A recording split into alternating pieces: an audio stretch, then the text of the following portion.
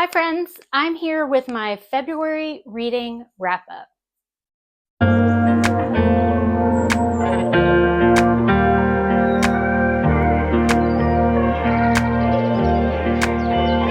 Okay, so taking out my handy dandy reading journal, which if you've been here for a minute, you know that one of my goals was to actually keep a reading journal because I don't know. I write them down or I keep them on GoodReads and then GoodReads loses some of them. And so it's just a thing. We're going to try and get through this pretty quickly because I have locked the dog out of the room and she thinks I have just, I don't know, given her away or something. I'm just horrible. I will link below the reading update I did, kind of like the first half of the month, I feel like. And that's when I did most of my reading because the last half of February, I had some doozies, some very large books that I worked through, and I apologize if you hear the washing machine in the background. I just automatically turned it on this morning and didn't even think about, hey, I want to film. So I've done away with the noise as best I can.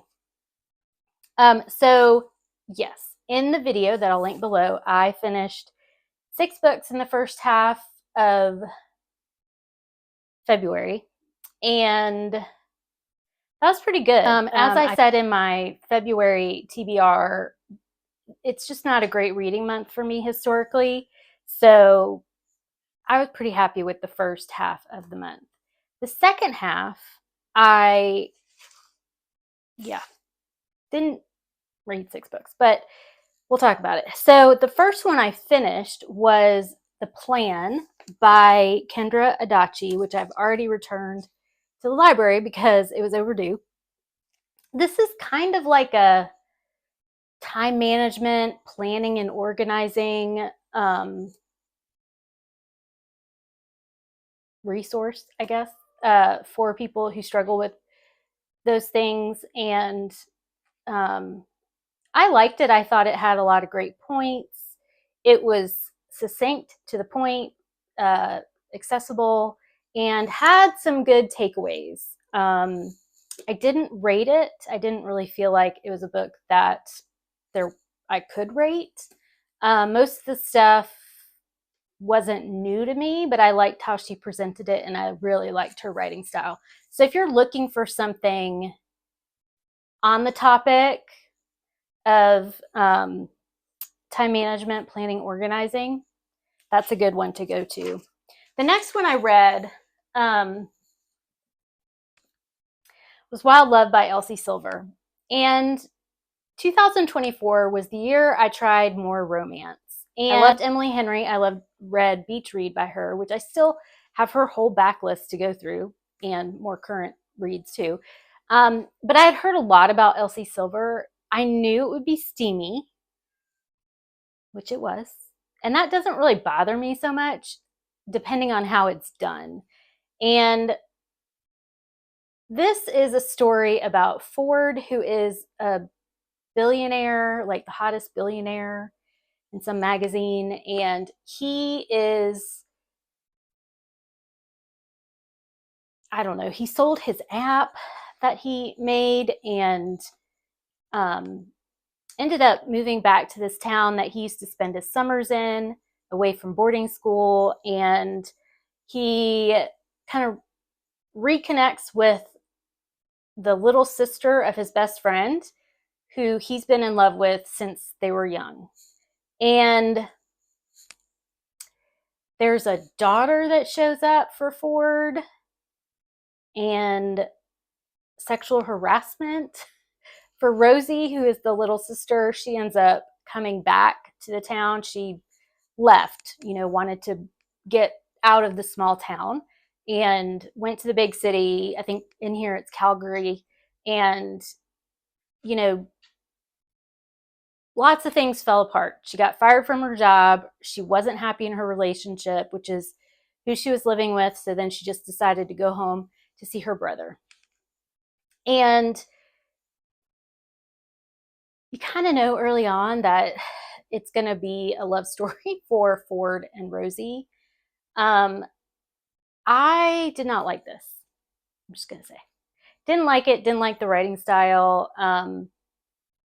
It, to me, has the elements of romance that I don't love, which is a little bit of cheese.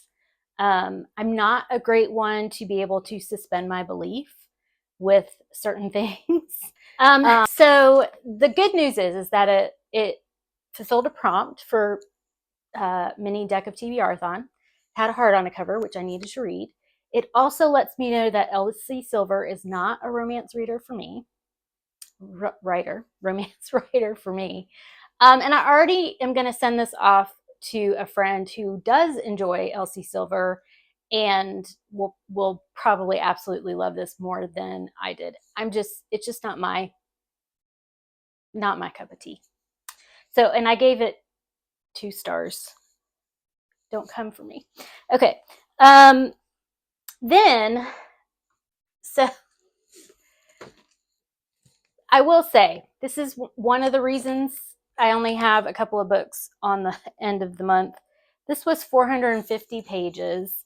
And then I've been reading this for the BookTube prize, which I can't tell you about it. This is The Rebels Clinic by Adam Schatz, but I have 20 pages left. So that's good because it's overdue at the library. So I've also been working my way through Invisible Man by Ralph Ellison. This is something, if you've been keeping track, I started this in January as part of a read-along with Nicole at Noteworthy Fiction. I'm a month behind, which one of the things I love about the BookTube community is there's no shame. You get to it when you get to it. And yeah, this just took me a little bit longer. I will link below. Nicole did a full review of Invisible Man, and I haven't watched it yet because I still got about 150 pages left.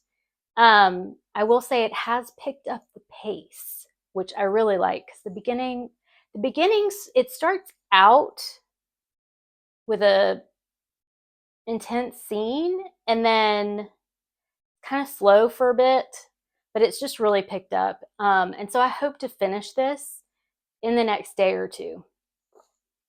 One other book that I actually bought and read right away is A Few Rules for Predicting the Future by Octavia E. Butler. This is an essay that she wrote in 2000, and it was published in Essence magazine. And folks have come out with this beautiful edition of it. And it's basically questions to think about. And it really just hit the spot for me. I've been kind of overwhelmed with the news situation and working in education. There's constant questions and, webinars that we have to attend. So this just really was a great essay.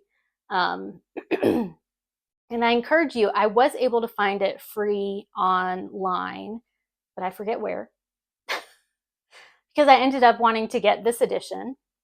The art is by Menzel Bowman, and they did a beautiful job with it.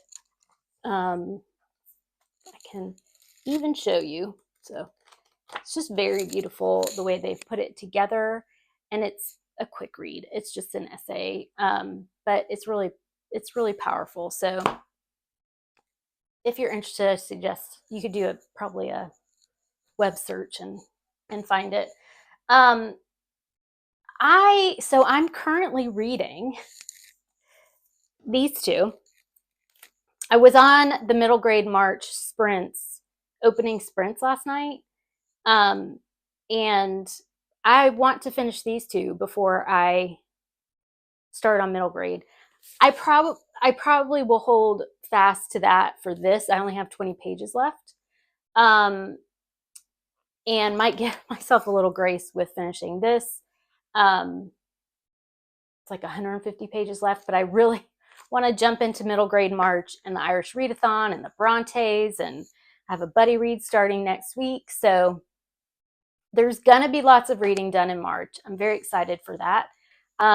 Oh yeah, I do have an audiobook going right now, which I've told you a little bit about. It is The Hardy Women. I can't remember if I had started it when I did my mid-month wrap up or update.